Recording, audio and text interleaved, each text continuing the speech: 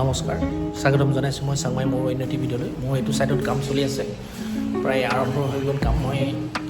টাইলছৰ চাইজবিলাক দেখাইছোঁ আৰু কি ৰেটত লোৱা হয় মই আজি আপোনালোকক অলপ দেখাবলৈ চেষ্টা কৰিছোঁ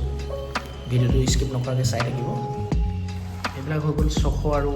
1600 এইটো লোৱা হয় আমাৰ 27-25 এনেধৰণে আৰু এইখিনি হ'ল 600-1200 2x4 আৰু এইটো 5 ফুট আৰু 8 ফুট আৰু এইখিনি 18 বাৰ আউটডোৰ টাইলছ হ'লে 45-50 এনেধৰণে পৰি যায় কাৰণ ভাড়া চাৰা বান্ধিব লাগে চাং পাতিবলগীয়া হয় আৰু ষ্টেজৰ কাম হ'ব ইয়াতে গ্ৰেনাইট আনি ৰখা হৈছে 600-1200 প্ৰায় ইয়াতে ডাঙৰ টাইলছৰে কাম হ'ব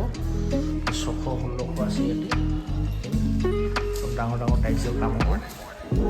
এইবিলাক লোৱা হয় 27-30 এনেধৰণৰ কামবিলাক লোৱা হয় আৰু প্লেন কাম হ'লে অলপ কমি যায় ব্লেক কালাৰ জেড ব্লেক আনিছে ষ্টেজৰ দিবৰ কাৰণে ষ্টেজ আছে ছেকেণ্ড ফ্ল'ৰলৈকে আছে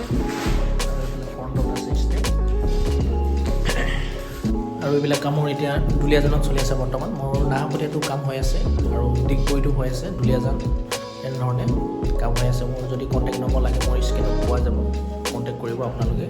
আৰু কামবিলাক তেনেকৈ প্লেন কাম হ'লে প্লেন ৰেট হ'ব কম হ'ব আৰু যদি অলপ খুচুৰা কাম থাকে যাতে